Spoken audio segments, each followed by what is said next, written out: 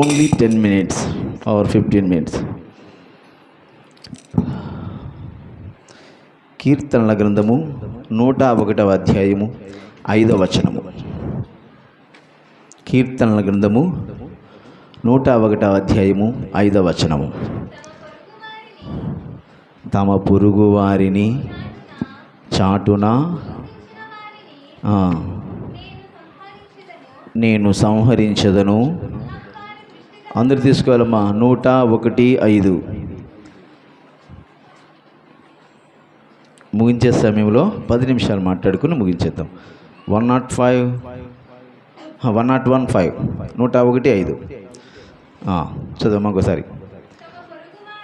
తమ పొరుగు వారిని చాటున దూషించు వారిని నేను సంహరించదను. అహంకార దృష్టి గల వారిని, గర్వించిన హృదయము గల వారిని నేను సహింపను. చాలు. ఇదివరకే కీర్తనల గ్రంథము 131లో ఏం హృదయం చదువుకున్నామమ్మా? అహంకార హృదయమే. రైట్, అహంకార హృదయమే చదువుకున్నాం. రైట్, అహంకార హృదయమే చదువుకున్నాం. కాబట్టి ఆ అహంకారమును బట్టి ప్రభు ఏం చెప్తున్నాడు తెలుసా? తమ పొరుగు వారిని చాటున దూషించు వారిని నేను సహింపను. నా పొరుగువారు సాగా ఎవరు అనుకుందాం? శేఖర్, జాన్ అనుకుందాం. కొంతమంది చాటును దూషిస్తూ ఉంటారు. కనపడ్డు కదా, దూషిద్దాం. ఆయన కనపడలేదు కాబట్టి నువ్వు దూషిస్తున్నావు. జాను నాకు కనపడ్డు, నేను జాను కనపడ్డు, ఒక చాటును ఆయన్ని దూషిస్తూ ఉన్నాను, హింసిస్తున్నాను. వేరేగా సంభాషణతో మాట్లాడచ్చు, దూషించండొచ్చు.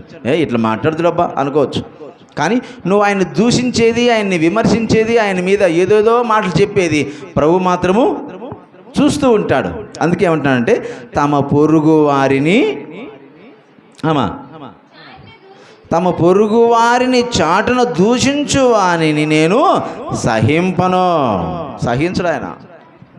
రే, ఆయనను దూషిస్తూ ఉండగా ఆయన నిన్ను చూడడం లేదో కానీ నేను నిన్ను చూస్తూ ఉన్నాను కాబట్టి నేను సహించను. కాబట్టి స్త్రీల్లో కానీ పురుషుల్లో కానీ వాడు కనపడలేదు కానీ మీరు దూషించకూడదు. కనపడకున్నా, వాడు నిన్ను చూడకున్నా ప్రభువు చూస్తున్నాడు కదా. ఒకరిని మనం దూషించకూడదు, ఒకరిని ద్వేషించకూడదు, ఒకరిని విమర్శించకూడదు అనే ఆలోచన కలిగి ఉండాలి. కాబట్టి సహించడు. దూషిస్తే ఆయన సహించడు. కింద ఒక్క మాట అన్నాడు చూడు, ఏమన్నాడమ్మా? అహంకార దృష్టి గలవారిని, గర్వించిన హృదయము గలవారిని నేను సహింపను. ఇంకోటి అహంకార దృష్టి, గర్వించిన హృదయము, అహంకార దృష్టి. ఈ సూపు వేరు, ఇట్లా చూస్తే వేరు. ఒకటేపరి గుడ్లు ఇంతలా గుడ్లు వేసుకొని చూస్తుంటారు అంతే. ఆ సూపులోనే ఉంటుందన్నమాట. మరి కోపము చూపు వేరు, అది వేరు. పిల్లల్ని మందించలే, అది నాది పక్కన పెట్టేసే. కానీ ఇది ఏ చూపు తెలుసా? అహంకార దృష్టి గలవారు, నెక్స్ట్ గర్వించిన హృదయము గలవారు. అహంకారముతో చూస్తూ ఉంటున్నారు, నెక్స్ట్ గర్వించిన హృదయంతో ఉంటున్నారు. వారిని కూడా నేను సహించను. వారిని కూడా నేను సహించను అని చెప్తున్నాడు బ్రదర్. ఇంకొక మాట, యెషయా గ్రంథము. ఇక్కడ ఒక ఆమె ఉంది, స్త్రీ ఉంది. ఈ స్త్రీ గురించి మీకు చెప్తాను. ఇది పురుషులు కనుక్కుంటారు, ఇది స్త్రీ కనుక్కోండి. రైట్, యెషయా గ్రంథము 3:16 చూడమ్మా. 3:16 పేజీ 570, 3వ అధ్యాయము 16వ వచనము. మరియు యెహోవా సెలవిచ్చినది ఏమనగా, సియోను కుమార్తెలు గర్విష్ఠురాన్రై మెడచాచి నడుచుచు, ఓరచూపులు చూచుచు, కులుకుతో నడుచుచు, తమ కాళ్ళను గజ్జలు మ్రోగించుచున్నారు. కాబట్టి ప్రభు సియోను కుమార్తెల నడినెత్తి బోడి చేయును. ఎలా స్త్రీలు తెలుసా వీళ్ళు? ఎట్లా కులుకుతుంటారంటమ్మా? మరియు సియోను కుమార్తెలు గర్విష్ఠులై మెడచాచుచు మెడలా చాచుంటారు. ఏదో పాము ఇట్లా సాగి చూస్తుండదు, బొక్కలో ఉన్న పాము ఇట్లా ముందుకు చూస్తుండదు, ఇట్లా ఇంకా కులుకు,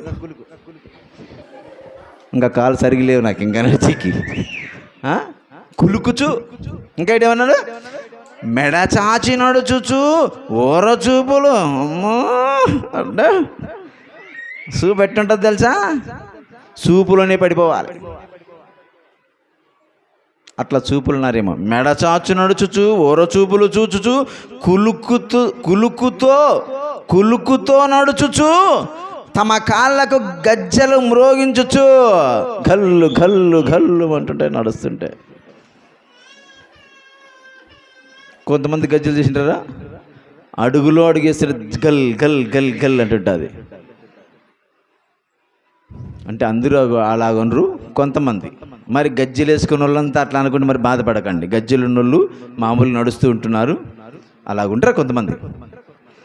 మెడ కులుకుతో నడుస్తున్నారు. కులుకుతో అంత అవసరమా? మొత్తం సింపుల్ నడిస్తే అయిపోతుంది కదా. అంటే సింపుల్ నడిస్తే కాళ్ళు గలగలు అనవు కదా, అది కూడా పాయింటే కదా. కొంచెం కులుక్కుని పోతే ఇట్లా నడిచే ఓహో కొంచెం గలగలగలంట. అప్పుడు గలగలన్నప్పుడు ఏం చేయాలా? ఎవరబ్బా వాళ్ళు నడుస్తుంది అనాలా. అప్పుడు ఆయన నిన్ను చూడాలా, నువ్వు ఆయన చూడాలా, చూపులు కలవాలా, తర్వాత ఇబ్బందులు పడి సావాలా. అట్లా ఉన్నారేమో. మీ నెత్తులు ఏం చేస్తాడంట? కాబట్టి ప్రభువు సియోను కుమార్తెల నడినెత్తి బోడు చేయును, యెహోవా వారి మానమును బయలుపరుచును. ఆ దినమున యెహోవా గల్లు గల్లుమను వారి పాదముల భూషణములను, సూర్యబింబ భూషణములను, చంద్రవంకములను భూషణములను, కర్ణభూషణములు, కడియములను, నాణ్యమైనవి అంతా చదువుతుంది. అట్లాగే వచ్చేస్తుంది. ఒకటే మాట చెప్పి ముగించేస్తున్నా. పురుషుల్లో అలాంటి గర్విష్ఠులు ఉన్నారేమో, స్త్రీలలో ఇలాంటి గర్విష్ఠులుగా ఉంటూ మెడచాచి నడుచుచు కాళ్ళకు గల్లు గల్లు మన గజ్జలు వేస్తూ నాట్యమాడే రీతిగా పోతున్నారేమో. అది మీకు మంచిది కాదు అని దృష్టిలో పెట్టుకొని మీరు నడుచుకోవాలని మనవి చేస్తున్నాను. గర్విష్ఠులు బాగుపడినట్లు బైబిల్లో ఎక్కడ లేదు. ఒకటే రెండవ దినవృత్తాంతం చూడు, అది ముగించేస్తా. రెండవ దినవృత్తాంతము 26:16, పేజీ నెంబర్ 380. పేజీ నెంబర్ చెప్పేసినట్టు చక్కని తీసేసేయండి. 380.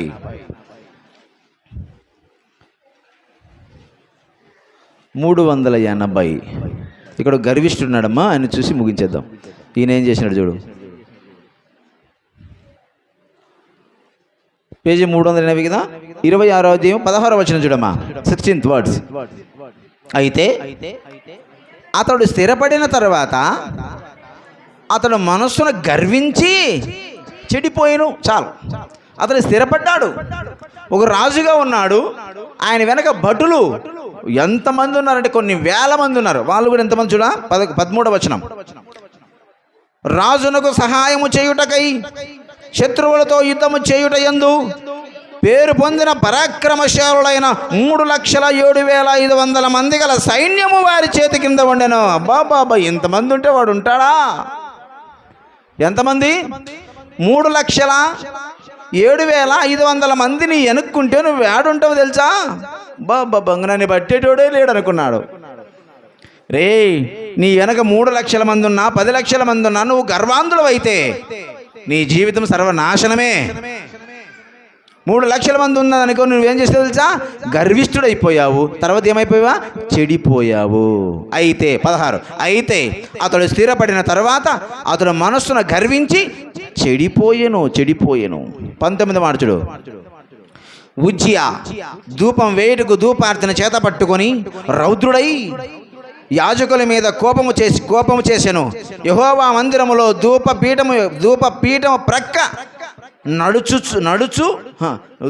ధూపపీఠం ప్రక్క నతడు ఉండగా యాజకుడు చూచుచూనే ఉన్నప్పుడు అతని నొసట కుష్ఠరోగము పుట్టెను. కుష్ఠరోగం పుట్టింది. ఎందుకు? నేను గర్విష్ఠుడు కదా, గర్వం వచ్చేసింది. నా పక్కన 3,07,500 మంది ఉన్నారు, ఇక నేను యాజకుని ధర్మం పాటిస్తానని ఇలాగ స్టెప్ ఎక్కాడు పాపం.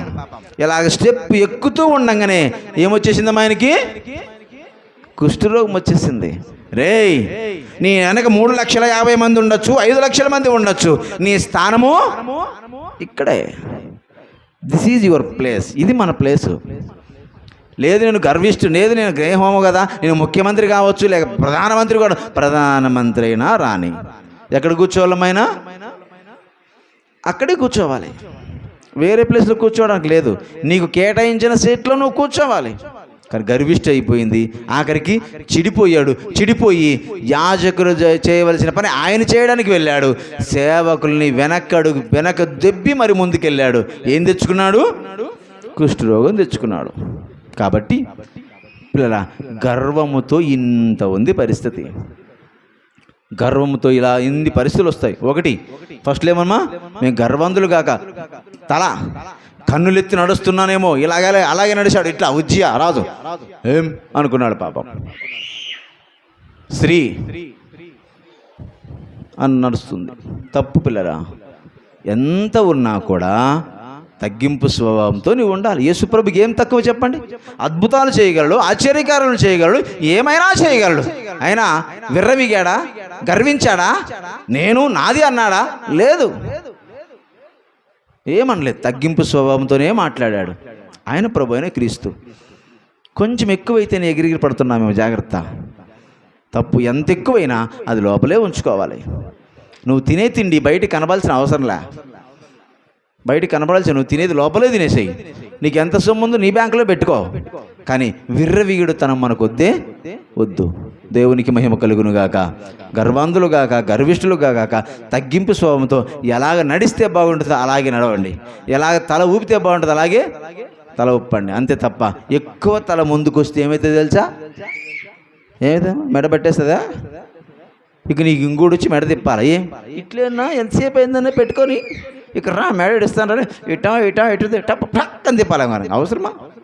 అంత అవసరంలే.